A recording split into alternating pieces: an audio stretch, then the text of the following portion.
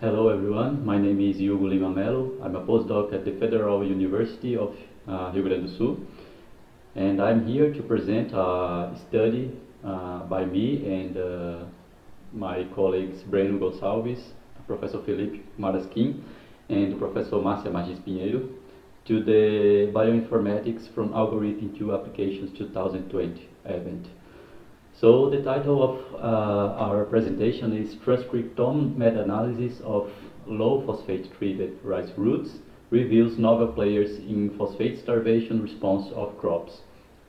So as you can see by the title, we are plant researchers, and although we do not perform deeper bioinformatic studies, we use bioinformatic tools trying to answer our scientific questions. So this is what our study is about actually in this event. So the thing we are trying to answer here or to solve here is the phosphorus problem. So the phosphorus is an essential element for life, and not only for plants but for animals and other kind of lives.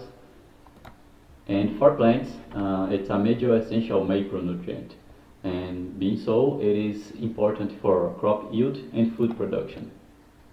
In parallel, phosphorus is scarce and has non-renewable availability in soil. So added to these two facts, population is growing and consequently demanding for more fertilizers like phosphorus in agriculture, for example. So there is a clear need of improvement of crops to achieve higher phosphorus efficiency. This means that we are looking for crops which can better use or had better uptake of phosphorus for food production, for example. So this is the general aim of our research group, one of them. And for this, we need first to understand how plants deal with low inorganic phosphate, which is the typical form of phosphorus in biological systems. So plants can sense. Actually, plant first has to sense the phosphate status. So this can occur locally in roots or systematically in the whole plant, roots and shoots. And when plants perceive that they are under low phosphate concentrations, they develop the so-called phosphate starvation response in an attempt to improve phosphate use efficiency and uptake. And it is totally dependent on the regulation of phosphate starvation genes. So plants can sense the phosphate status, as I said, with these two mechanisms, the local one and the systematic one, and each of them has different cascades of events and different activations, but in the end they develop to the same result, which is the activation of phosphate starvation responsive genes and the development of phosphate starvation response. And not going into details, but speaking very briefly, phosphate starvation responses induce morphological, physiological, biochemical, and molecular response.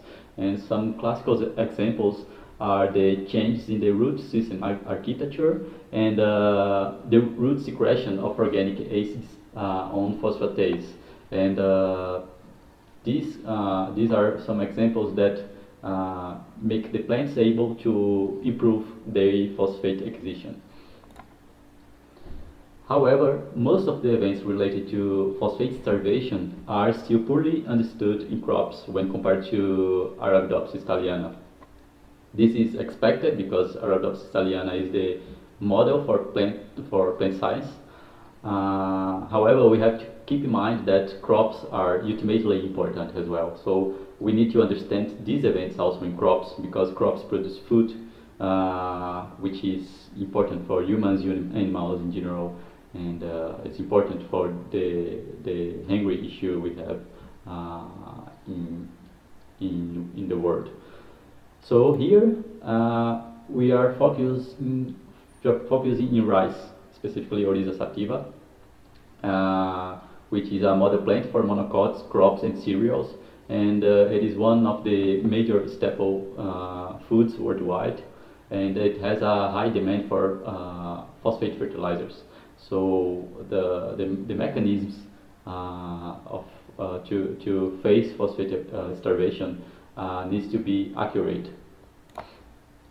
So based on all this information, we very recently, 2 weeks ago, published this paper in the Environmental and Experimental Botany with the title being Phosphate Starvation Responses in Crop Roots from Well-Known Players to Novel Candidates.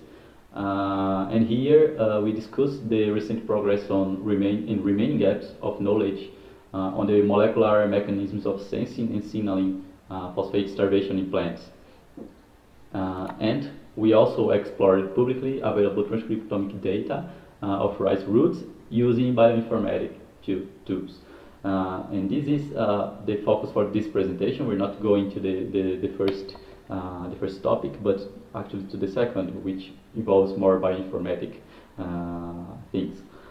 So with this, we were able to propose new functions on phosphate metabolism for previously known genes, and to identify attention-worthy genes with unknown function in phosphate metabolism. These were our aims during the development of this study. So for this, we analyzed transcriptomic data available in the Gene Expression Omnibus Public Repository, the GEO. And there we were able to select all data sets available unambiguously, specifying the comparison between transcriptomics of rice roots after phosphate starvation treatment and rice roots grown under a phosphate sufficient condition during the same period. So we had the control and the phosphate starvation treatment for all data sets selected. It's important to highlight that we only used Oryza sativa, cultivar nippon because we wanted to have plants with not the same genome, but I mean genetically similar among them, so we could compare the different data sets, which would not occur with if we had, for example, different cultivars. Some of them are phosphate tolerant, phosphate starvation tolerant, others are phosphate starvation sensitive. So we have to focus in only one. And after that, we selected only significantly regulated genes based on the data and the information of each experiment for each data set. So a total of 7 data sets from 4 independent experiments matching these criteria were found and used. You can see here in this table the description and some information for each data set, like the data set ID, the geo series, where they can be found, the name of the samples, and also the age of the plants and the period of phosphate starvation in each experiment. And as you can see, they are different among the data sets, but it is expected because researchers are always using different kinds of treatments and plant age, so it was expected. However, even with this difference, we were able to find genes which had the same kind of response in all data sets, or at least in most of them. For example, considering all the 7 data sets, we found 8 upregulated genes and 3 downregulated genes. Also, 33 genes were upregulated and 37 genes were downregulated, considering at least 6 data sets. And we made this our working group, because we had the feeling that 6 data sets is a good number to give us some confidence on the methods and on the analysis for the analysis, and at the same time we had a good amount of genes to investigate. And considering the total of genes which were regulated, we had 12,000 upregulated genes and 13,000 downregulated genes, which means that these genes were regulated in at least one of the data sets. So we were able to pinpoint the genes which were downregulated or upregulated in at least 6 of those data sets, and as you can see, they displayed different levels of expression among the data sets, but they were generally consistent among the same data sets. So, for example, we didn't have any case of gene that was upregulated in one data set but downregulated in the other data set. So this also gave us some confidence on the shoes of the genes to explore. And here you can see the general clustered heat map showing the expression profiles of the down and upregulated genes. So after finding these genes, which are all of them are phosphate starvation responsive genes because of the treatment of phosphate starvation, obviously. So we performed a deep search on literature for information for each of these genes, and then we were able to classify them into groups. The group of genes with non-function in phosphate metabolism, and the group with genes with unknown function in phosphate metabolism. So each of these groups had the same number, interestingly, which was 35 genes for each group. And the group with non-function, they can mean that they can mean common phosphate starvation response in rice, not only in rice but probably in other species. While the group of non-function means new targets for new findings. So here you can see the table for each one, and first focusing in the group of genes with non-function in phosphate metabolism. First we found that several genes are marked genes for phosphate starvation. These also gave us confidence on the selection of the genes and the methods we use to reach them. But I would like to highlight here that some of them, although being genes with non-function in phosphate metabolism, they are also worth of deeper investigation in our opinion, because although they are listed as responsive to phosphate starvation and they have a role in this metabolism, these roles and these functions are not well established, because sometimes they are hypotheses or they were never specifically tested, experimentally tested with these genes, but sometimes with a close member of the gene family or something like this. So in our opinion, some investigation is still necessary to better understand the involvement of these genes in phosphate metabolism. In going down in the table, we also observed several genes related to the metal metabolism, most of them related to iron metabolism, and it was already expected because phosphate in soil has some, it competes with other nutrients, mainly iron, and these genes have a kind of antagonist regulations, the ones with related to phosphate metabolism and the ones related to iron metabolism. So we also explored this in your review. Actually, we explore each of these genes in the table in a very detailed way in our review. So going to the second group, we can see that also 35 genes were found as unknown genes with unknown function in phosphate metabolism.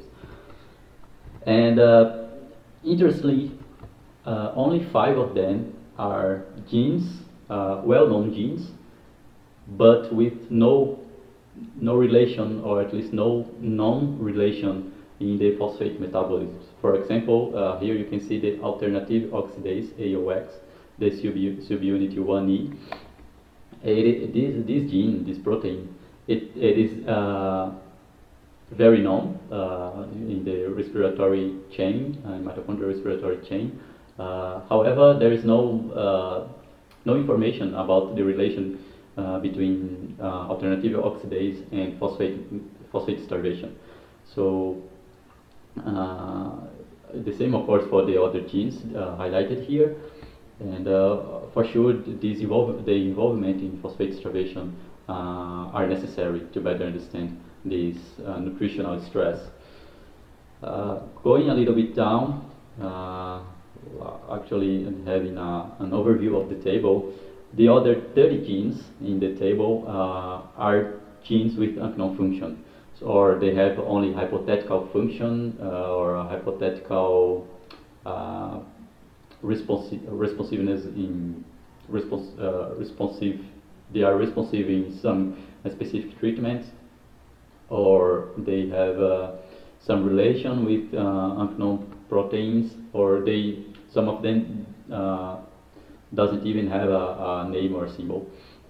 So these ones should be considered a focus for phosphate starvation if ones want to find new regulations for this stress, or new regulations or new functions in this pathway.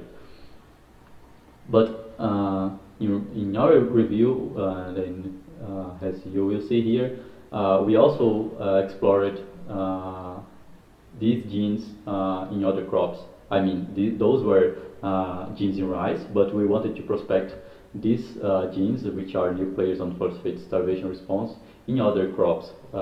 So we performed some autologous gene mappings based on the information retrieved from the Ensemble database using the GORT2 in the gProfiler web server. So these two really helped us to quickly and accurately find the orthologs, the corresponding orthologs in maize, soybean, and wheat. And we also include the Arabidopsis thaliana because, as I said, it's the model plant. And then we were able to generate two big tables here. One in the left for the first table I had shown here, the table with the genes with non-function in phosphate metabolism. And at the right side, we show this table with the orthologs of rice genes with unknown function in phosphate starvation metabolism. So these are all phosphate starvation responsive genes with unknown function in rice, but which can also be investigated in other crops, in other species. And this makes the thing with phosphate studies in other crops even broader. And we hope with these results can help people studying the phosphate metabolism in these species.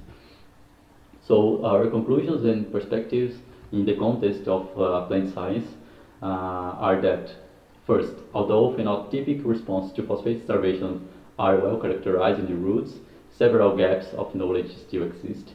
So here, for example, we have shown several genes which are regulated and strongly regulated by phosphate starvation, but their function in this metabolism is not known. Second, several well-known genes have unclear function in phosphate metabolism, even evidently being responsive to phosphate starvation and having functions related to this condition. So this is related to the first topic. And also 35 phosphate responsive genes never previously explored in the context of phosphate metabolism were revealed here in our results. And our analysis offered hopefully new alternatives for the development of crops with improved phosphate acquisition and use efficiency. hopefully helping to cope with the global food crisis combined with the panorama of depleting phosphorus results. Well, in the context of bioinformatics, our conclusion is that meta-analysis and systematic reviews with the use of bioinformatic tools are strong approach to integrate studies, find new gaps of knowledge, and answer scientific questions. So personally, I have the feeling that these tools should be used more often by plant physiologists, not only plant researchers actually. There are plenty of fields that these bioinformatic tools can be used, but still they are not used as it could be used. I mean, they have such a potential to answer scientific questions and to show or to reveal new scientific questions, and still they are not extensively used, at least yet. So, for example, in medical science, it's used a lot, but still there is room to improvement. In biological sciences, and of course, in my research area as a plant scientist as well. So I would like to thank you for your attention. I know this presentation, our study is not a deep study in bioinformatics, but I wanted to show you the use of bioinformatics in our research as plant scientists. I feel that I had the need to study more about this. I really like bioinformatics, and I started to study even more. And hopefully, in the next event, I would be able to bring you some more something more related to bioinformatics. But anyway, I think it was important to show you the answers we could reach using bioinformatic tools, even considering that they are quite simple. I would also to say thanks to the Federal University of Rio Grande do Sul, to the programs involved, and also to the funding agencies, CAPS, CNPq, and FARPEX. I leave here my email if you have questions or suggestions or want to discuss about this presentation and the results. Feel free to send me an email, and I hope to see you next year.